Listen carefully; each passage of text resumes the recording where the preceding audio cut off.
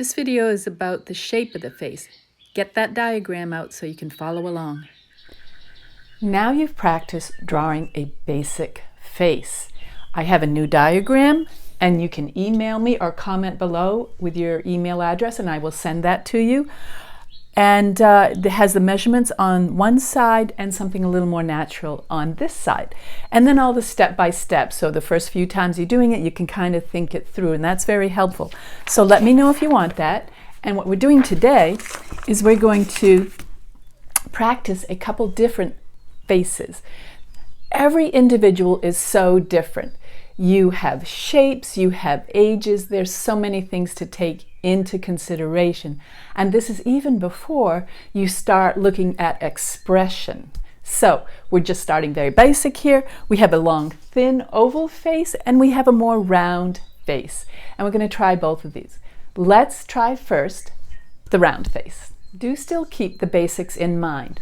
All right, top of the head, bottom of the chin, eyes are basically halfway, and a center line of the face. We'll get those drawn in. Top of the head, down to the base of the chin. Center line going down, side to side. In this case, her head is not quite as wide as it is high, so you can go ahead and measure. A lot of that is hair. So we have the side of the face, the top of the head, and the base of the chin. Now you can actually measure and see that the eyes are halfway on that head. So we're going to draw a center line through where the pupils will go, more or less. Do keep in mind, as a demonstration, it's hard. I'm off kilter a little bit, and I'm doing a demonstration, so that's how it works. All right, eyes, we'll start there. The upper lid, they're about an eye distance apart. Up a third, down. This goes up a little higher. She kind of goes up a quarter and then across before it goes down. And this one is a little more natural. It goes up a little more slowly. Think of that angle. Kind of goes across and down. About an eye distance apart from each other and about that distance to the edge of the face. Now you can also measure about where the iris falls underneath that pupil. It's about a third of the way in. I'm going to touch that line there. Touch the same here. The pupil also, not the pupil, I'm sorry, the iris goes up underneath that lid and barely touches the bottom lid. So keep that in mind too when you're drawing the circle for that iris. Okay. So that's kind of basically where her eyes are. I'm going to lightly shade these in, which I wouldn't, so you can see exactly where that pupil will sit up in under there too. Now instead of drawing a whole circle on the pupil, I do a little bit of a C so it picks up a little bit of a highlight. All right, the eyebrows are very close. Her eyebrows are very close to the eyelid, but notice I draw them in the direction that the hair grows. Same here, this one's a little thicker, this spot, and gets a little thinner as it goes towards the light. All right. Now, the nostrils. We did that measurement between the eyes and the base of the nose is about that same distance down. So I'm going to kind of figure that comes down a little bit here. They're kind of rounded nostrils, notice that? Before we had kind of that V shape, but these are a little rounder. So keep that in mind. Then down to the center of the mouth. It's about halfway between the nose, base of the nose and the chin. Right about here. The line for her is very straight across. Let's just go with that, even though it has that little M in the middle. And remembering that the edges of the mouth, the corners, are under the pupils of the eyes. So that's where that little corner is going to go. I draw almost a little corner there. I'm exaggerating a little bit. And this one is a little shorter and it goes up a little bit. Okay? Now here we don't have a line. We have a shadow. Sometimes I put a couple little ovals in there to get that nice rounded feeling, and that's just going to be a shadow. So I'm going to put a line in there to kind of indicate where that shadow's going. Okay, the upper lip, this is shading. This is not outlining. This is going to be shading when you get to the point where you're shading that lip. Notice the shape of that bow as well. So I'm adding a little shading in here just to help define that. All right, now we need the shape of the side of the face. So we're coming down and we're thinking this rectangle of the forehead, kind of in there. It comes down, hits the brow bone, starts to divot in. That is a very weak line. Make your lines bold. Divot in toward the temple, out to the cheekbone. Look at the angle of this line, how it goes that way, and the angle of that jaw. Angle here, angle of the jaw. Follow that curve. Now the jaw goes in, starts to go in before we hit the chin. And the same kind of on this side. Comes out the forehead, at the brow bone, a gentle dip into the temple. Here's the cheekbone, starts to come out. This one comes a little squarer down than the other side. The jawbone in toward that chin. I'm still thinking those angles as I'm doing this. And then her hairline. Notice her hair starts here. Her hairline is probably right about here.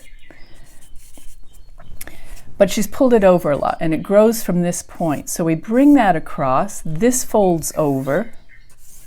I get a nice strong line there. Okay. This grows out of here.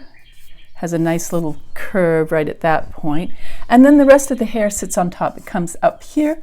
She combs it back. Always be thinking back. It starts to fall from its own weight down over the head. Would be helpful if I could stand in front of this. Curve of the hair there. Curve. Now the neck's coming down off the jaw area, and that gives us an idea more or less where the shoulders will come out. Why is that important? Well, her head needs to sit on something, and it's her shoulders it's going to sit on. But also, as the hair comes down, that weight is pulling it down. Sorry about that messy line there. And then as it hits that shoulder, it's going to kind of bump it up a little bit. So you're going to get a little softness right there where it hits the shoulder as the rest comes down. And the same kind of here. It's going to curve around the shoulder a little bit. So it kind of sits on top of that. So that's basically our face number one. Again, do keep in mind, these are not perfect. These are quick sketches, very, very short. This is the point where you would step back and you would look at it and you would start making the comparisons to make any adjustments you need to make. Okay? Now let's go on to the next face. This face is long and thin, so we want to keep that in mind, but it's still basically the same measurements. So we start with the top of the head, which is cut off by this picture here, down to the chin, side to side. See how now this time it's much thinner than the height. So we're going to bring that in. Everything's in comparison with everything else. Basically the side of the face there. Okay, jawline coming here. Catch up with that later. Into the chin. All right, center of the head coming down through. Then the eyes. Again, you measure halfway, even with that smile. Now the smile is going to affect the face a little bit here. It's going to bring the cheeks up a little bit and that jaw down a little bit. Although her teeth are still together, so the chin's not going too far. It's just pulling up the muscles here. All right, so now we start with the eyes again. Thinner eyes. Look how hers are more thinly shaped than the last photograph. And if you have a model, you need good models. It's tricky to sit still for a long period of time for models. So do give your model a break, and then you have to get them kind of back in the same position. So thin eyes, the pupil, iris. Why do I keep calling the iris the pupil? All right, sits in about there.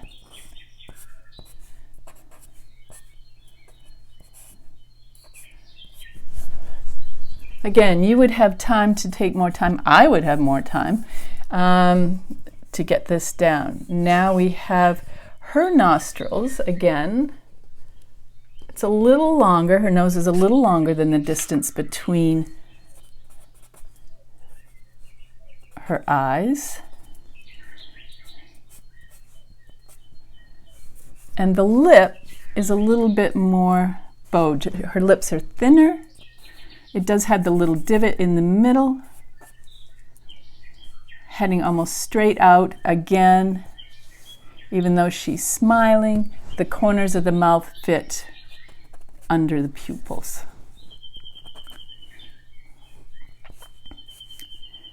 A little bit of an openness.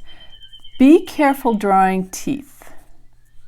Okay, even though the corner of the mouth goes out to the end, there's also a fold as it heads in toward the middle of the mouth, so don't overdo those things. And pay close attention to the angle that this line comes down to the lip and the angle this one comes with quicker. Again, we're symmetrical, but asymmetrical in detail. Again, her lip, but that's just shading. I'm just showing that so you can think about where that is.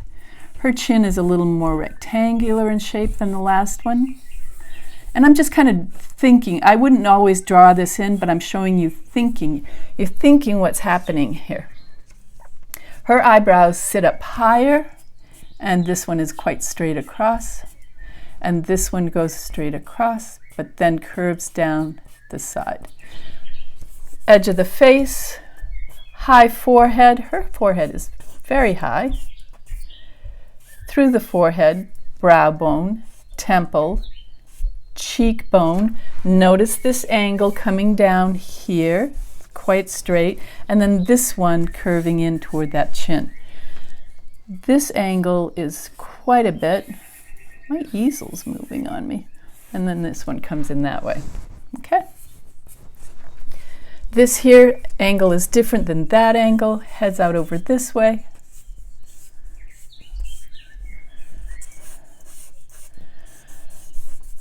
When you're actually doing a portrait, you would take much more time. I would take much more time, and it would come out a lot better.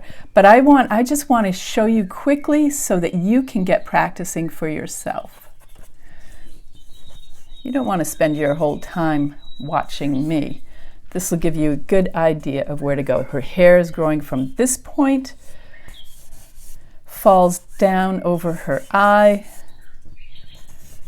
Oh, I forget the neck. Here's her neck coming out. This from behind here. The shoulder coming from behind. Oh my goodness, this drawing is just, please forgive me, but I want to get this video out there. Maybe I'll put a couple of my real portraits at the end. So, hey guys, I really can do this. But again, this is just instructional and trying to get it done quickly for you. All right, so this helps us indicate where that hair is going to fall. Yes, even though it stops at her shoulder, it is there. It's quite thick back here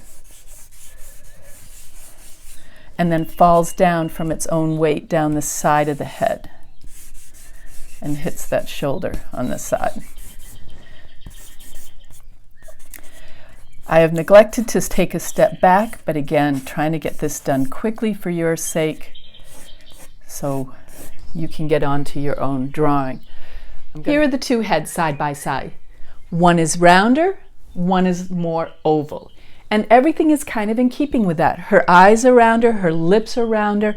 These are thinner lips, longer face, but you can see the individual person is beginning to come out in these drawings. Go ahead and try it. Draw it, good size. Don't make it too small. You make it too small, it's going to be hard to draw, in my opinion. I remember a rule of thumb is basically the same, like life-size head is a good way to go. Try different ones. Get some photographs of somebody heading straight on. Turn it to black and white. Try drawing it. Measure it out right on that printed paper if you want. Keep an eye out for Basic Faces 3. Do email me if you want the diagram. Share this with friends who may be interested in free instructional videos, and remember to subscribe. Thank you.